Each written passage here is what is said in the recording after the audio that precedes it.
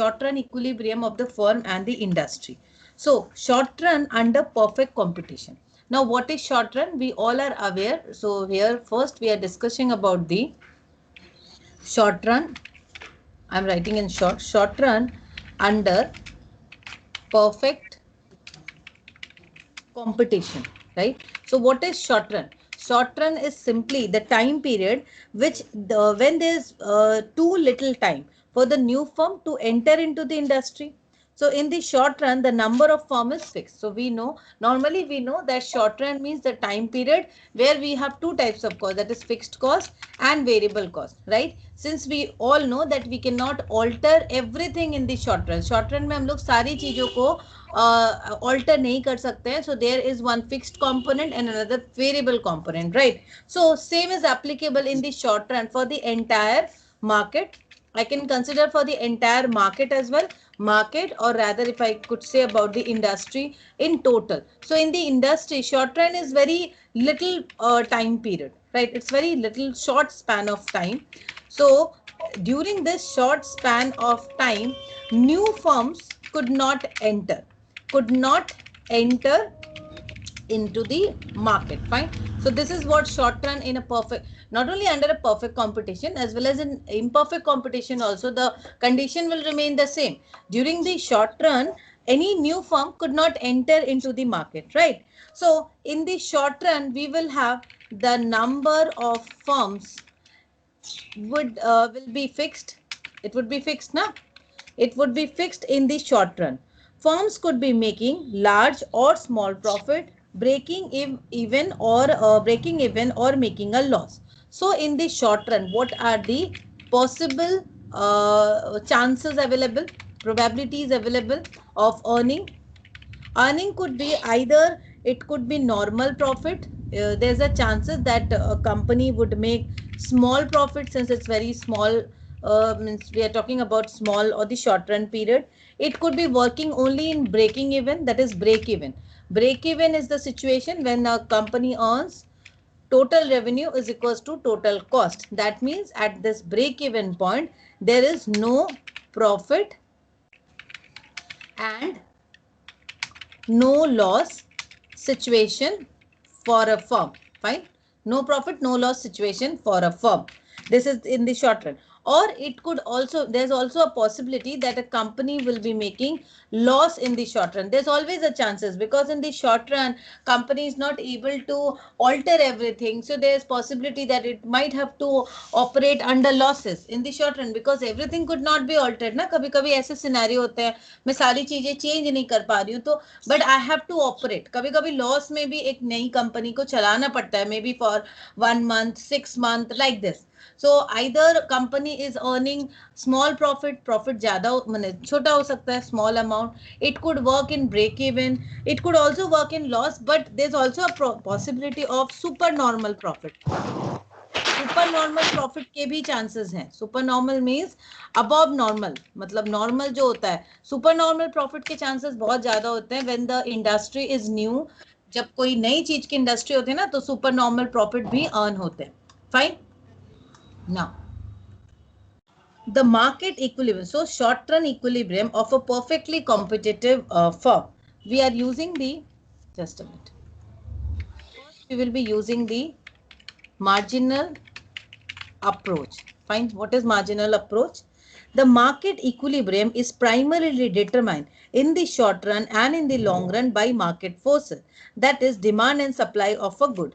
We all know, we have understood that normally the equilibrium is determined as, this is the demand curve and this is the supply curve. So any point means where the demand is equals to supply. See, this is the QD and this is the QS. Fine. So this is the equilibrium point when the QD is equals to QS. This point is called the equilibrium point, right? So here QD is equals to QS, which is called the equilibrium. So we all know that at any point, the equilibrium, market equilibrium is determined in the short run and in the long run by market forces. So this is the market forces exactly, means how the market is reacting. Demand कैसी आ रही है, supply कैसा हो रहा है. So ये price mechanism, we also call it as price mechanism because market determines the quantity demanded as well as market determines the quantity supplied. So accordingly the equilibrium will be formed. Equilibrium जो है market determined ही होता है, तो market determine करती है what will be the QD, what will be the QS. कभी QD ज़्यादा होता है in comparison to QS, कभी QS कम होता है, तो ये depend करता है, ठीक है, according to the market. So now we understood that the equilibrium is the situation where QD is equals to QS. This is called this is also called the market. इसको हम लोग market mechanism भी बोलते हैं, mechanism, और we also call this as price theory. इसको price theory बोलते हैं, price mechanism भी बोलते हैं, ठीक है. We call this simple term in various means nomenclature is used, synonym भी बोल सकते हो.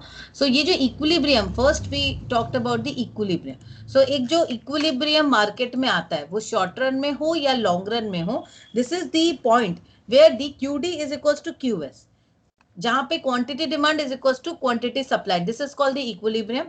Now we call it as market mechanism, or we call it as price theory as well as price mechanism. Fine.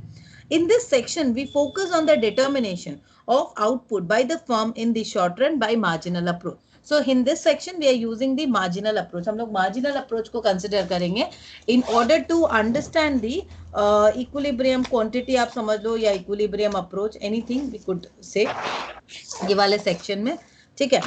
To determine the equilibrium of the industry, we need to derive the market supply of the individual firm, which is the sum of the supply of all the firm in the industry. देखो equilibrium को समझने के लिए सबसे first stage क्या होता है, we have to understand the entire firm's aggregate supply क्या है at short run time period.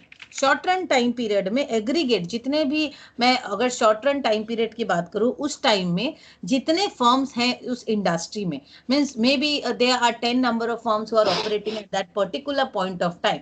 10 firm है, 20 है, 10 है, 20, whatever the number of firms are, उनकी एग्रीगेट सप्लाई क्या है, right, which is the sum of the supply of all the firms in the industry. So normal सी बात है, firms aggregate supply at short run time period means this is simply the sum of supply of all the firms in the industry. Fine, ये हुआ. Finally, we proceed to focus on the process of profit maximization or loss minimization by the firm. Now, the next step is we have to understand the concept of, see, this is the point wise I'm writing because in your examination you might have to mention in this way. Right. So we will proceed to focus on the process of profit maximization. Actually, there are two main focus of any company, that is either profit maximization or loss minimization. Simply cost minimization भी होता है, cost minimization, profit maximization or loss minimization of the firm.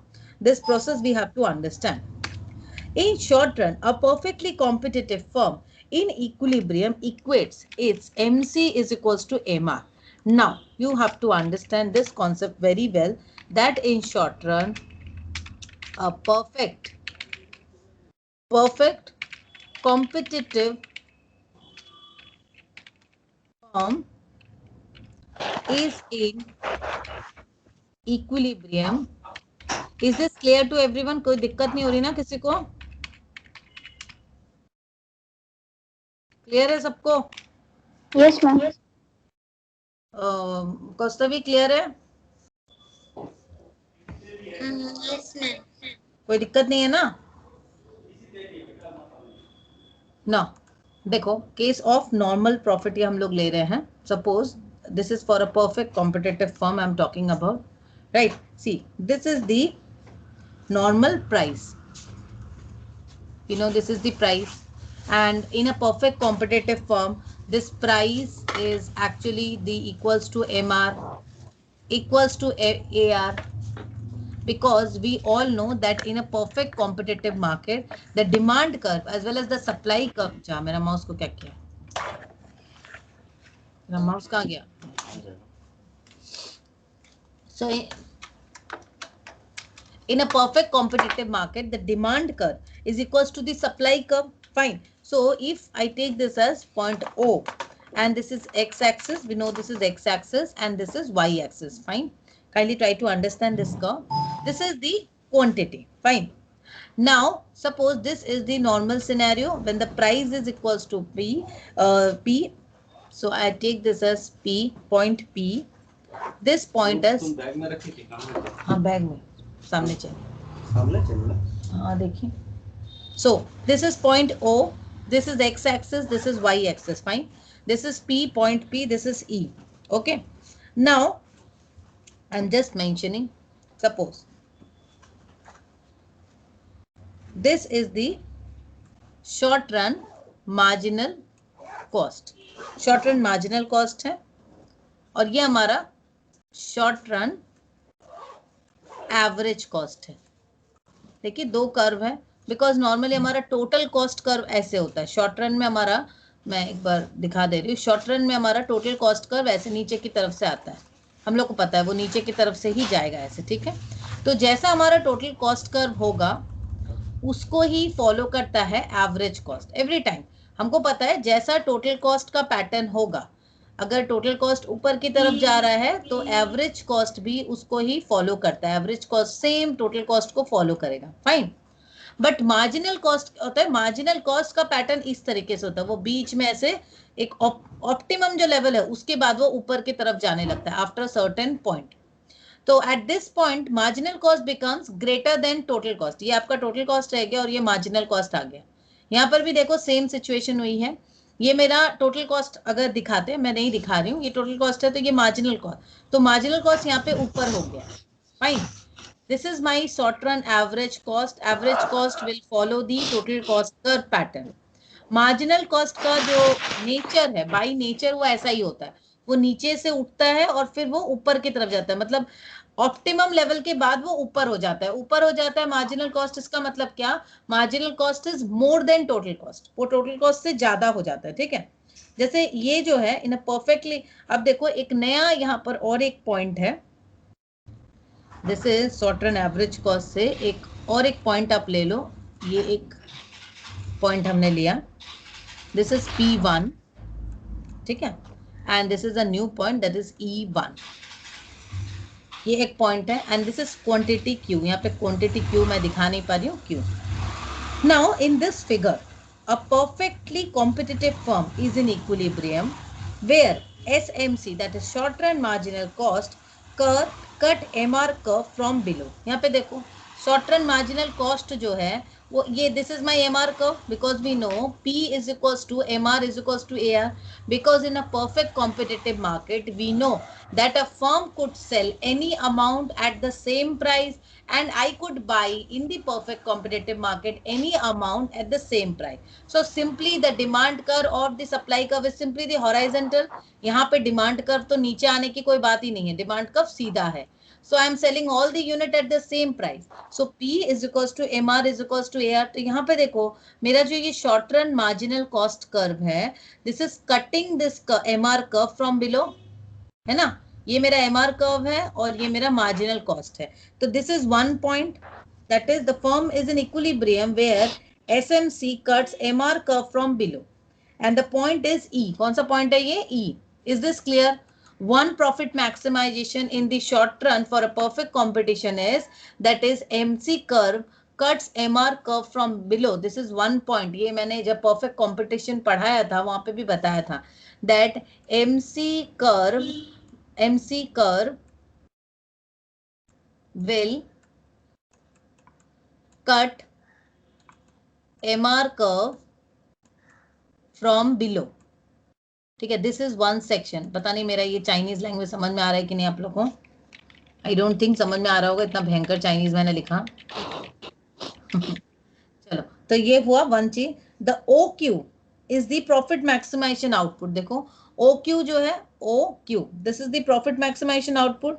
The firm is in equilibrium and is making super normal profit which is shown as PEE P dash. देखो यहाँ पर दिखा रहे हैं PEE P dash. This one, ये जो section है ये क्या है, सुपर नॉर्मल प्रॉफिट है. This section is called the supernormal profit. ये वाला section. Why this section is called supernormal profit? देखो इसको supernormal profit क्यों बोल रहे हैं? इस सेक्शन को supernormal profit क्यों बोल रहे हैं?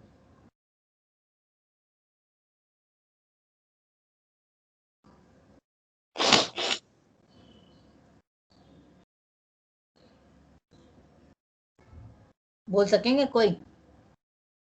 Revenue is greater than cost. Revenue is greater than cost. Yes, very good. Anything else?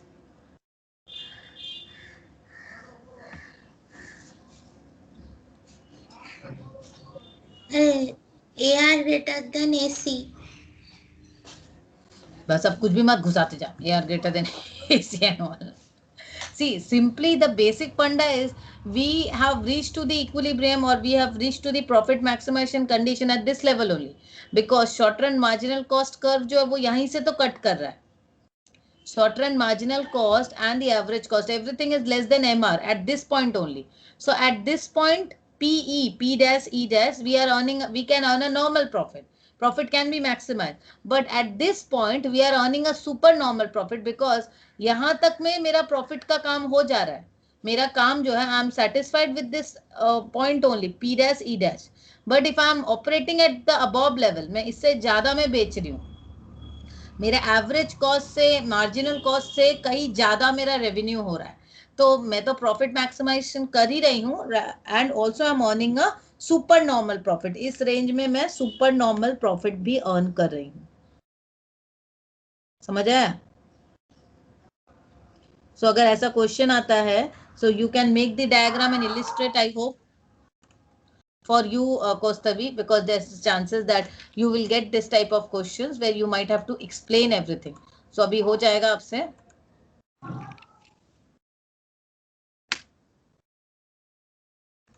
और ज्योति आप लोग का MCQ अगर आया तो ऐसे करके आएगा. तो now there's a case of normal profit and loss. अब देखो case of normal profit and loss के बारे में बता रहे हैं. When a firm short run average cost is equals to marginal revenue. अब देखो मैं यहाँ पे पहले इमेज दिखा दे रही हूँ तो आप लोग को इजी होगा समझने में. This is one image. P is equals to, we know that P is equals to MR. Fine. This is my what? Marginal cost. This is my average cost. So this is my short run average cost and this is my short run marginal cost. Fine. ये हो गया. This is x-axis and this is y-axis. This is O and this point is, ये मेरा क्या है? Point Q. This is output and this is my equilibrium level as I said and this is my P. ठीक है. और ये हम लोग को पता है कॉस्ट एंड प्राइस है. इस लेवल में हम लोग कॉस्ट एंड प्राइस को रिप्रेजेंट कर रहे हैं.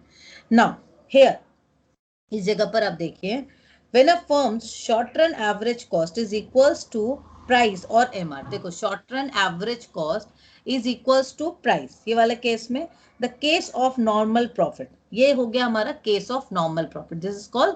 This case is called case of normal profit. I'm just writing NP, normal profit, because here we have short run average cost. That is short run average cost is equals to, short run average cost is equals to price or equals to MR. So this is called the case of normal profit. इसको हम लोग case of normal profit बोलते हैं. ठीक है. A perfectly competitive firm satisfied both the conditions of equilibrium at point E where MR is equals to MC. तो हम लोग को ये पता है, ये पॉइंट तो हमको पता ही है that MR is equals to MC. This is the equilibrium point for a short run for a firm in a perfect competitive market under short run. So this is one situation where MR is equal, a perfectly competitive firm satisfied both the condition of equilibrium at the point E. देखो यहाँ पर दिया हुआ है E. This is the equilibrium point. इस point में ये जो perfect competitive firm है, this is satisfying both the condition. That is MR is equals to MC. MR is equals to MC भी है and short run average cost is equals to MC.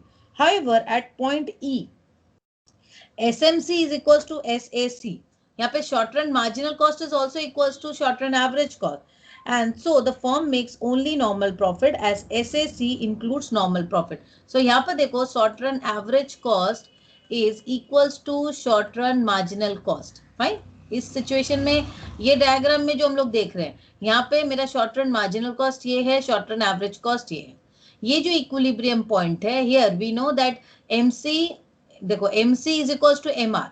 MC equal हो रहा है, MR मतलब MC is cutting the MR curve from below, though here MR is equals to MC, so this is the equilibrium point. ठीक है.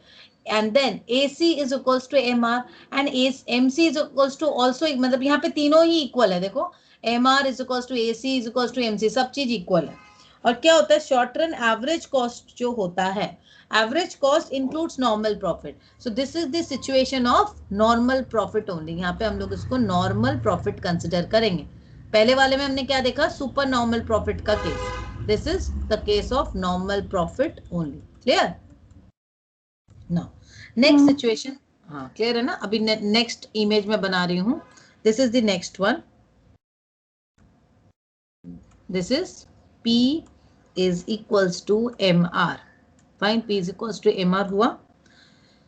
Now, मैं इसको P ले रही हूँ. Suppose this is the equilibrium point. इसको मैंने E लिया. अब मेरा ये एक नया equilibrium आ रहा है, छोटा सा E. This is P dash. Okay? अब यहाँ पे मेरा जो आ रहा है, देखो शॉर्ट रन मार्जिनल कॉस्ट है ये, एंड यहां से देखो ये जा रहा है शॉर्ट रन एवरेज कॉस्ट. कितना तरह तरह का मैंने कर्व है वो देखिए. ये हो गया हमारा O Q, and as we know this is X axis और ये वाई एक्सिस. हाँ, तो ये वाला जो है वाई एक्सिस में कॉस्ट एंड प्रॉफिट को रिप्रेजेंट करता है और ये वाले में क्वांटिटी को, दैट इज डिमांड और सप्लाई व्हाटएवर, आउटपुट को हम लोग डिटरमाइन करते हैं. ठीक है. नाउ यहाँ पर जो ये कर रहा है, this is depicting the loss. ये जो इमेज है ये क्या रिप्रेजेंट कर रहा है, ये लॉस दिखा रहा है कि एक कॉम्पिटिटिव फर्म को लॉस हो रहा है. क्यों लॉस हो रहा है, देखिए short run average cost firm और short run average cost of a firm lies above the price और MR. देखो यहाँ पे शॉर्ट रन एवरेज कॉस्ट जो ऊपर है, प्राइस नीचे है, एवरेज कॉस्ट ऊपर है. इसका मतलब क्या है, short run average cost is greater than MR, the firm makes losses. The equilibrium of the firm point E, ये देखो इक्विलिब्रियम जो सिचुएशन है, where SAC is greater than MR. Short run average cost जो है देखो greater than MR है. The per unit loss is given by EE. यहाँ पे देखो पर यूनिट लॉस कितना हो रहा है, इतना पर यूनिट लॉस हो रहा है. This segment is represented as loss. इसको लॉस के रूप में दिखाया जा रहा है. ठीक है. The total amount of loss is shown by the area PEEP. ये वाला जैसे हमने सुपर नॉर्मल प्रॉफिट देखा था, यहाँ पे हम लोग लॉस को कंसिडर कर रहे हैं. राइट? इसका मतलब क्या हो रहा है, यहाँ पे सिंपली सिचुएशन क्या है, where my short run average cost is greater than equals to MR. तो क्या हो रहा है उस सिचुएशन में, सीधी सी बात है, मेरा रेवेन्यू कम और कॉस्ट ज्यादा हो रहा है. क्लियर है? ये हमने जो किया, whatever we did, it is all about marginal approach. ये टोटल हमारा मार्जिनल अप्रोच को लेकर हमने इक्विलिब्रियम को समझा. Is this clear? आगे बढ़ूं मैं?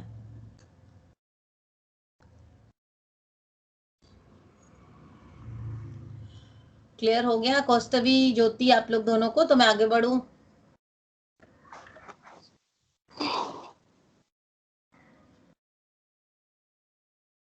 कौस्तवी, इज दिस क्लियर? आगे बढ़ूं? Yes, ma'am. कुछ प्रॉब्लम है ज्योति? ओहो, मेरा दूध ही पीना भूल गई मैं. ना मैम ठीक है, आगे बढ़े. देखो ये आप लोग को बनाना पड़ेगा थोड़ा सा. ये कर्व जो है मैं समझा दी, लेकिन आप लोग को एक बार बना के कॉपी में करोगे तब आप लोग को अच्छे समझ में आएगा. चलो अब देखो short run equilibrium,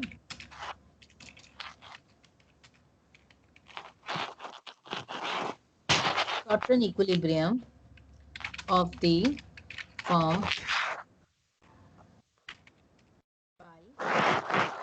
total approach, ठीक है, टोटल अप्रोच से the equilibrium output of the firm is the output that maximizes the total profits of the firm. सीधी सी बात है, हम लोग का equilibrium output क्या होगा? When we will reach to our equilibrium point.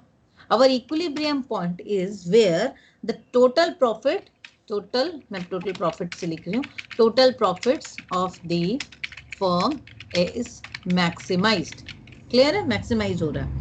And here it is assumed that the price is given by the industry and the firm is a price taker. So here we know that this is a perfect competition case. Perfect competition में क्या होता है? Perfect competition में every firm is the price taker. यहाँ पे हर firm जो है price taker है. Okay? It is defined. तो price is equals to TR minus short run total cost. इसका मतलब क्या हुआ? मैं जो प्राइस रखूंगी, जो प्राइस है मेरा, this is equal to total revenue minus short run total cost. मतलब मैंने जितना कमाया, जैसे हम लोग क्या करते हैं नॉर्मल केस में, आप क्या करते हो? जब हम लोग ये पढ़ते थे ना, cost price plus a percentage of markup we used to keep up, that is equals to our selling price. ऐसे ही हम लोग करते थे ना जब हम लोग छोटे थे. तो कॉस्ट प्राइस एक होता है, that is cost of your production, plus उसमें एक सर्टेन परसेंटेज मार्कअप ऐड करते हो, that is equals to selling price. तो नॉर्मल सी बात है, मेरा यहाँ पर प्राइस निकाल रहे हैं या प्रॉफिट निकाल रहे हैं, सॉरी प्रॉफिट अगर निकाल रहे हैं तो प्रॉफिट मेरा क्या है? That is percentage markup is equals to TR, that is selling price minus cost price. तो वही यहाँ पर भी केस है, that is your profit is equals to, मैं इसको प्रॉफिट लिख देती हूँ, profit is equals to total revenue कितना आया minus STC, that is short run total cost. ठीक है. नाउ अब यहाँ पर हम एक आप लोग को इमेज दिखा रहे हैं.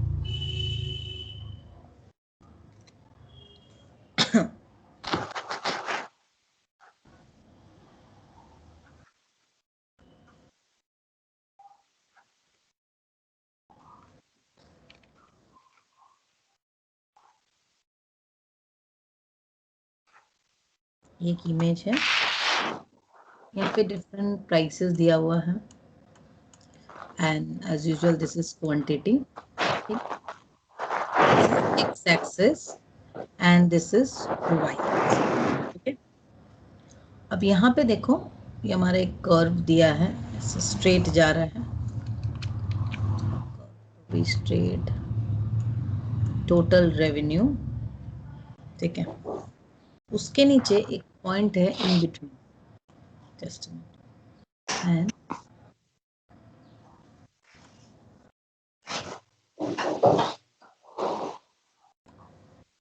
इस तरीके से जा रहा है. This is my STC. ये मेरा टोटल रेवेन्यू को मैं और थोड़ा ऊंचा ले जा सकती हूँ यहाँ से. ठीक है. Total revenue and this is my short run total cost. इस तरीके से जा रहा है. अब देखो, ये शॉर्ट रन इक्विलिब्रियम बता रहा है of a firm in a perfect competitive market. ई यहाँ पर कहाँ आ रहा है? देखो, इक्विलिब्रियम जो है, दिस इज दिस पॉइंट, इस पॉइंट को इक्विलिब्रियम बोल रहा है. अब देखो क्यों बोल रहा है. Short run total cost curve is depicted is generated by assuming that the firm can vary its output by varying the. हाँ, गुड मॉर्निंग शशि. हाँ, no issue. Actually, I'm taking a class now. Shall I give you a call after some time at around 11, if you don't mind? Okay. I'm just taking an economics class only.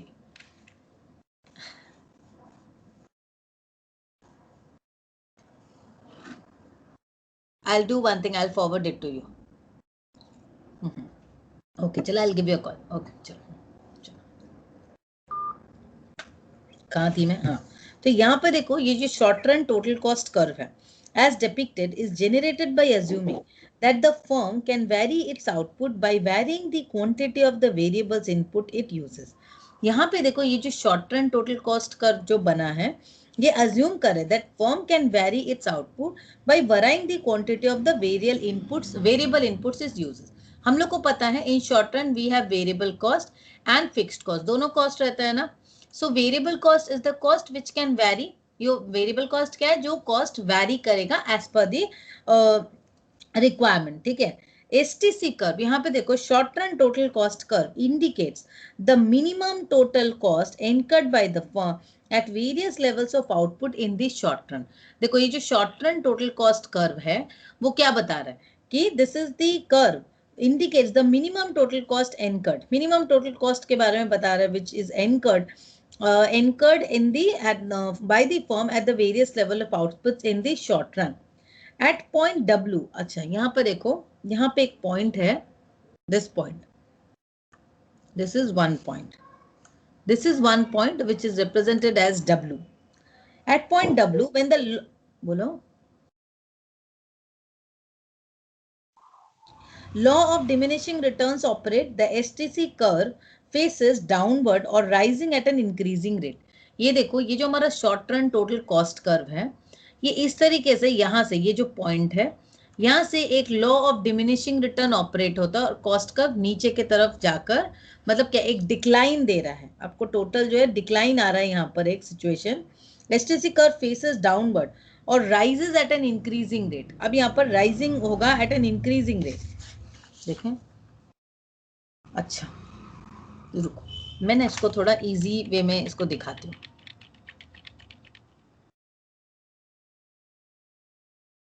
ये बहुत complicated दिखा रहा है curve को। हम लोग का जो शॉर्ट रन कॉस्ट कर्व होता है, देखो शॉर्ट रन कॉस्ट कर्व कैसा होता है। हमारा शॉर्ट रन कॉस्ट कर्व जो होता है ना वो इस तरीके का होता है, ऐसे नीचे की तरफ आता है और फिर वो ऊपर की तरफ जाता है। This is our short run total cost. Fine, this is the normal scenario because we know that in the short run initially the cost used to decline and then after reaching to the optimum level, short run total cost curve ऐसा क्यों है सबको पता है ना।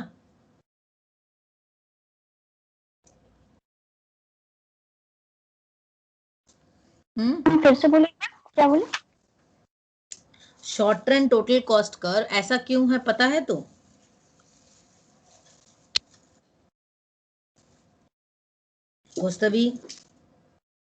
Demand कम है।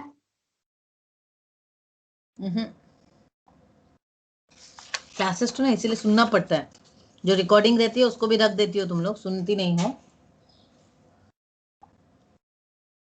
Kostavi, explain why this short run total cost is like this way, is a U-shaped curve.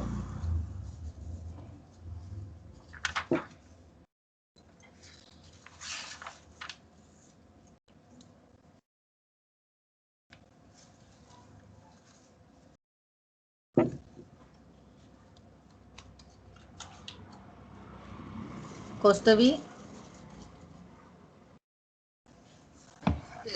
भूला जी। वाह, कॉन्ग्रेचुलेशन, खूब भालो। टोटल जो हमारा शॉर्ट रन कॉस्ट कर्व होता है, हम लोग के शॉर्ट रन में we have two types of cost. One is fixed cost and another is variable cost. ठीक है, शॉर्ट रन में हमारा दो कॉस्ट होता है। नॉर्मली दो कॉस्ट का मतलब क्या हुआ, इन short run if I start a company, मैं कोई कंपनी या ऑर्गेनाइजेशन कुछ भी स्टार्ट कर रही हूँ तो वहां पे मेरे पास एक होता है फिक्स्ड कंपोनेंट जिसको मैं इनहेंस नहीं कर सकती हूँ, मेरी फिक्स्ड कैपेसिटी, इसीलिए उसको फिक्स्ड कॉस्ट बोल रहे हैं। देखो मैं अगर एक अचानक एक बिजनेस सेटअप किया मैंने और बहुत शॉर्ट रन है, may be 6 month is very short time period for me, और मुझे एक बहुत बड़ा ऑर्डर आ जाए, ठीक है, सो मैं उसको कंप्लीट नहीं कर पाऊंगी because I can not enhance all the facilities, मैं सारी फैसिलिटीज को नहीं बढ़ा सकती।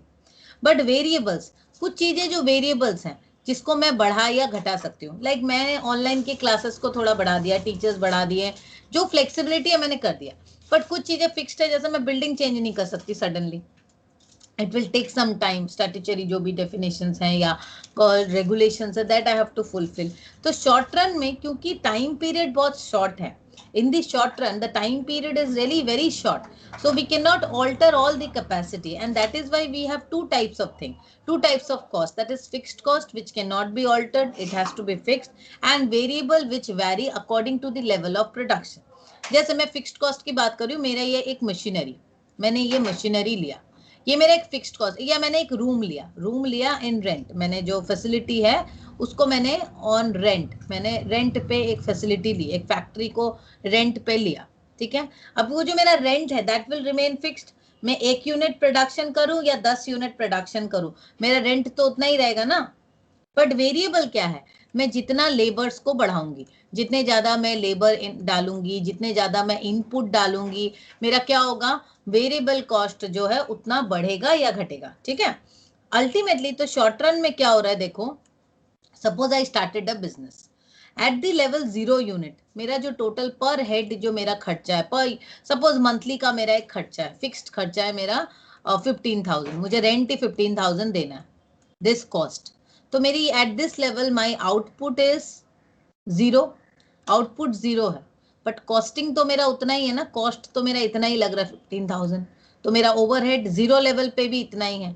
मैंने 1 लेवल प्रोडक्शन स्टार्ट किया, 2 लेवल, 3 लेवल, जैसे जैसे मैं प्रोडक्शन स्टार्ट कर रही हूँ क्या हो रहा है, मेरा ओवरहेड जो कॉस्ट है वो डिस्ट्रीब्यूट हो रहा है ना। सपोज पहले मेरा खर्चा 15,000, 15,000 कितने यूनिट में, 0 यूनिट में, फिर 15,000 कितना यूनिट पे, 1 यूनिट पे, 15,000 कितने यूनिट पे, 10 यूनिट पे। Ultimately overhead cost actually appropriation हो रहा है ना ओवरहेड कॉस्ट का, you are dividing your 15,000 divided by 10, so वहां पे कितना 1,500 करके आ जा रहा है पर यूनिट के ऊपर cost. So after reaching to your optimum level, क्योंकि आपकी फैसिलिटी जो है मैक्सिमम मे बी, मैं अगर अपने लेवल की बात करूं, मैं अपने यहाँ पर मेरे कोचिंग में मेरा मैक्सिमम कैपेसिटी है 25 स्टूडेंट्स का, फाइन। सो आई थॉट नहीं, मुझे और भी एडिशन करना चाहिए, तो क्या होगा, if I need to add, मैं अगर ऐड करना चाहूँ तो शॉर्ट रन में तो मेरे लिए पॉसिबल नहीं होगा ना, एक नया बिल्डिंग लेना, बहुत सारा सेटअप करना, it is not possible to alter everything. So this is my optimum capacity. So without altering every facility, if I add on more student what will happen, मेरा जो कॉस्टिंग है वो बढ़ने लगेगा। क्यों बढ़ेगा, सिंपली मैं वो क्वालिटी नहीं दे पाऊंगी। मेरा सपोज ये जो एक फैक्ट्री है, इस फैक्ट्री में ये जो मशीनरी है मैंने रखा, इस मशीनरी की कैपेसिटी है 50 kg मैक्सिमम। तो जब पहला लेबर था वो सिर्फ 5 kg बना रहा था, दूसरा लेबर आया और 5 kg ऐड हुआ, तीसरा लेबर आया और 5 kg ऐड हुआ, ऐसा मैंने 10 लेबर्स को रखा। But what will happen with 11th और 12th लेबर, ये तो 50 kg का ही कैपेसिटी है, और लेबर अगर हम ऐड करते जाएंगे, मेरी क्या कैपेसिटी के बाहर मशीन क्या होगा, खराब हो जाएगा ना। अगर मुझे लेबर ऐड करना है, वेरिएबल को ऐड करना है, तो मुझे यहाँ पर मशीन को भी तो बढ़ाना पड़ेगा ना, I need to expand the machine also, otherwise क्या होगा, the machine will give the diminishing utility, diminishing returns, the machine will start giving you diminishing return, क्योंकि वो जो एडिशन कर रही हूँ मैं लेबर को, labour is not being utilise, same will happen here also. मैं अगर if after reaching to my optimum point, this is my optimum level, तो ऑप्टिमम लेवल में मैं यहाँ पर एकदम कॉस्टिंग मेरी कम हो गई, इस लेवल के बाद भी अगर मैं एनहांस करती हूँ मैं और भी, तो क्या होगा, मुझे उस हिसाब से रूम बढ़ाने पड़ेंगे, अपने कोचिंग में 2-4 रूम रखने पड़ेंगे, 2-4 टीचर अपॉइंट करने पड़ेंगे, computers, facilities and all. If I could do that then there is no issue, but if I don't do it, मैं सिर्फ स्टूडेंट्स ही ऐड करती जा रही हूँ और फैसिलिटीज ऐड नहीं करूंगी, तो क्या होगा, क्वालिटी खराब होगी, डिटेरियोरेट होगा, स्टूडेंट जाएंगे, तो क्या होगा, मेरा शॉर्ट रन टोटल कॉस्ट धीरे धीरे ऊपर की तरफ जाने लगेगा, because here in short run we have fixed and variable component। अगर सारी चीजों को मैं ऑल्टर कर सकती हूँ ना, तो मैं 25 क्या 50 100 जितने भी स्टूडेंट हो मैं ले सकती हूँ। Is this concept almost clear to you? Yes ma'am. कुछ तो भी याद आ गया?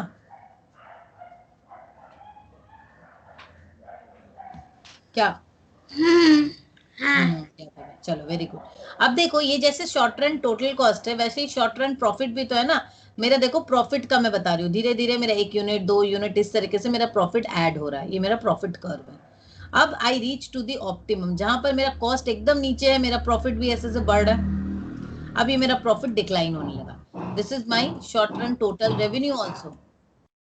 जैसे मेरा शॉर्ट रन टोटल कॉस्ट है ऊपर की तरफ गया, रेवेन्यू भी ऐसे नीचे की तरफ यू से आता है, क्योंकि after reaching to the optimum level, this is my optimum level, total cost is equals to total revenue, this is the maximization condition, when my total revenue is equals to total cost, that is total revenue is equals to total STC, this is my break even point। ये देखो मेरा break even हो गया, ठीक है, ये मेरा break even optimum level बोल सकते हैं या ब्रेक इवन बोल सकते हैं। My total revenue is equals to total cost, ठीक है।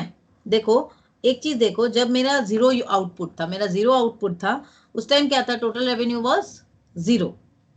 जैसे जैसे मेरा देखो, मेरा यहाँ आगे मैं रेवेन्यू बढ़ा रही हूँ, मैं रेवेन्यू मेरा बढ़ रहा है, लेकिन मेरा टोटल कॉस्ट जो है वो बहुत है। मेरा शॉर्ट रन टोटल कॉस्ट देखो बहुत हाई है।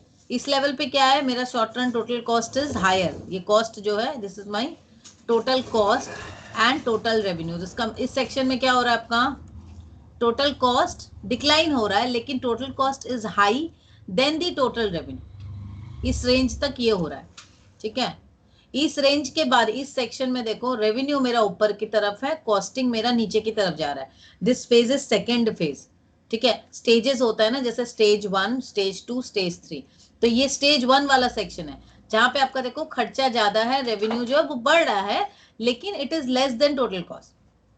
तो हमको ये फेजेस को समझना होता है जब हम when we talk about the production stages, तो स्टेजेस को हमको समझना पड़ता है, क्योंकि जब जीरो आउटपुट लेवल है, आपका total revenue is 0 but total cost तो ज्यादा है, तो इस सेक्शन में आपको एक्चुअली लॉस हो रहा है, ठीक है। क्योंकि क्या लॉस हो रहा है इस सेक्शन में, क्या लॉस हो रहा है इस सेक्शन में, जो लॉस है, this section is representing actually a loss, क्योंकि यहाँ जो फिक्स्ड कॉस्ट का खर्चा ना वो बहुत हाई है। क्योंकि अभी तो मेरा उतना, जैसे मैंने एक नया बिजनेस सेटअप किया, तो बिजनेस को मैंने रेवेन्यू, मेरे 1 स्टूडेंट 2 स्टूडेंट ऐसे आने लगे, लेकिन मेरा खर्चा इतना है, मेरा फिक्स्ड कॉस्ट इतना हाई है, तो मेरा टोटल प्रॉफिट कर्व जो है वो नीचे की तरफ आ रहा है, and ultimately it is not giving me any return. Fine. अब देखो, जहां पे मेरा total revenue is equal to total STC, इस पॉइंट में total revenue is equal to STC. देखो इस पॉइंट में total revenue is equal to total STC, ये वाला point, total revenue is equal to, मैं टोटल कॉस्ट मान के चल रही हूँ, this is my break even point. Fine, ये मेरा ब्रेक इवन पॉइंट हुआ। अब इसके ऊपर आप जाओगे तो देखो मेरा टोटल रेवेन्यू, ये टोटल रेवेन्यू ऊपर की तरफ है और टोटल कॉस्ट नीचे की तरफ है। समझ आया, ठीक है। So here total revenue is greater than the short run total cost, तो यहाँ पर एक पॉजिटिव इकोनॉमिक प्रॉफिट जो फर्म अर्न कर रही है। Fine, total profits are greater than your total cost. समझ आया। नाउ टोटल, अब देखो जहां से total revenue and short run cost curve are parallel and the total profit curve has a zero slope. यहाँ पर कोई स्लोप नहीं है, एकदम ये हो गया। यहाँ पर मैक्सिमाइजेशन है, this is profit maximisation and this is cost minimisation, ठीक है। नाउ अब देखो यहाँ नीचे की तरफ जा रहा है, अब नीचे की तरफ देखो टोटल रेवेन्यू जो वो डिक्लाइन होने लगी, टोटल रेवेन्यू जो है नीचे की तरफ जा रहा है ना इस सेक्शन में, और टोटल कॉस्ट कर्व जो है बढ़ना, अब कॉस्टिंग जो है बढ़ना आफ्टर ऑप्टिमम, ये नीचे की तरफ आने लगा और कॉस्टिंग जो है वो ऊपर की तरफ जाने लगा। सो this is one phase, this is another phase and this is the last phase. First phase, second phase of production, this is third phase of production, 3 phase है। here TR is less than short run total cost, यहाँ पर industry loss फिर से आने लगेगी। सो this is first phase, this is second phase, this is third phase. देखिए ये चीज को अच्छे से समझिए, दिस इज वेरी इंपॉर्टेंट, मतलब बाद में भी ये बहुत काम आएगी आप लोग को समझने के लिए। अगर समझ आया ठीक है, नहीं तो मैं इसको फिर से समझा दूंगी। मैम एक बार रिपीट करना होगा। কৌস্তবী কি বললে তুমি, আমি শুনতে পাইনি। আরেকবার বুঝি। আচ্ছা একবার বুঝিয়ে দেবো, ঠিক আছে নিশ্চয়ই বুঝিয়ে দিচ্ছি, তার 1 মিনিট। হ্যাঁ, যখন একবার বলছো তাহলে অন্য স্টুডেন্টরা তো 2-3 বার বলবে আমাকে। चलो আমি একবার বুঝিয়ে দিচ্ছি। ये देखो मैं क्या हो रहा है, देखो मैं शॉर्ट रन की बात कर रही हूँ, शॉर्ट रन, यहाँ पर ना बहुत सारी चीजें एक संग आ जा रही है, शॉर्ट रन की बात कर रही हूँ। In short run normally we know that our total cost का जो कर्व है ना वो इस तरीके से आता है, नीचे की तरफ फिर ऊपर की तरफ। In this short run, the short run total cost works like this, वो इस तरीके से जाता है। इस तरीके से क्यों आ रहा है, देखो short run total cost, because यहाँ पर क्या हो रहा है, कुछ चीजें फिक्स्ड है और कुछ चीजें वेरिएबल, राइट। अब मेरा जो फिक्स्ड कॉस्ट है, सपोज मेरा फिक्स्ड कॉस्ट है 15,000 रुपए का, मैं फिक्स्ड कॉस्ट मानी। फाइन, तो 15,000 मैंने ओवरहेड माना, सपोज 15,000 ओवरहेड खर्चा है, तो एट जीरो लेवल, मेरे जीरो लेवल जो जीरो यूनिट है उसमें भी उतना ही खर्चा है। 1 यूनिट है उसमें भी उतना ही खर्चा है, सेकेंड यूनिट। तो मेरा जैसे जैसे मेरा आउटपुट बढ़ रहा है, this is my output level, fine, my output is being increase. So you see with the increase in the output your overhead costing will decline, overhead cost जो मेरा डिक्लाइन होगा, ठीक है, तो मेरा पर हेड कॉस्ट तो घटेगा ना, जितने मेरे सपोज मेरे जितने स्टूडेंट्स ऐड होते जाएंगे, with the addition of all the student मेरा ओवरहेड कॉस्टिंग तो कम जाएगा। एक स्टूडेंट के ऊपर 15,000 रुपया और 5 स्टूडेंट के ऊपर 15,000 रुपया, तो क्या होगा, 5 स्टूडेंट होगा तो डेफिनेटली कमेगा। अब मेरा सपोज मैं सोच रही हूँ मेरे बिजनेस का ऑप्टिमम लेवल है 25, this is my 25 number of student is my optimum capacity. Now in the short run I know that I cannot increase the capacity, short run में मैं अपनी business की capacity को enhance नहीं कर सकती, fine। तो जब मैं अपनी business की capacity को enhance नहीं कर पाऊंगी तो क्या होगा, आकाश जी आप ये प्रैक्टिस कीजिए थोड़ा टाइपिंग। तो जब मैं अपनी business की capacity को expand नहीं कराऊंगी और मैं इंक्रीज करते जाऊंगी with addition of more and more student, क्या होगा, नॉर्मल सा अजम्पशन है ना, मेरा जो क्वालिटी है वो खराब होगा। तो क्वालिटी खराब होने से क्या होगी, स्टूडेंट छोड़ के जाएंगे, तो मेरा कॉस्टिंग जो है फिर बढ़ जाएगा, क्योंकि मैं सारी चीजों को, सारी फैसिलिटीज को मैं बढ़ा नहीं पा रही हूँ। जैसे just now I just take an example of the machinery. Suppose ये एक मशीनरी है, right, this is a machinery. मेरे कंपनी में मैंने एक मशीन रखा and I appointed 2 labour. This machinery is fixed, this machinery is fixed, this is my fixed cost and this labor are my variable cost। ये क्या है, मेरा variable cost है। मेरी मशीनरी की कैपेसिटी है 50 केजी। तो इनिशियली जब मैंने लेबर रखा तो he is producing 10 KG, he is producing 10 KG.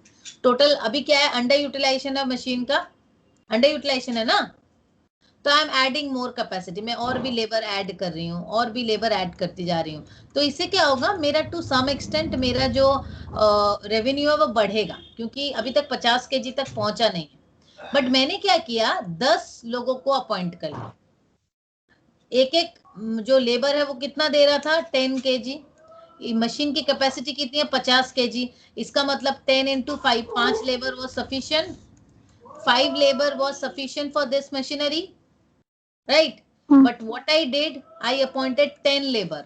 तो क्या होगा, मेरा लेबर का खर्चा बढ़ गया, मशीनरी उतना प्रोडक्टिविटी दे नहीं रही है, ultimately it will give me a reduction in input, reduction in output. Output तो मेरा कम जाएगा ना, पर हेड अब कम हो जाएगा।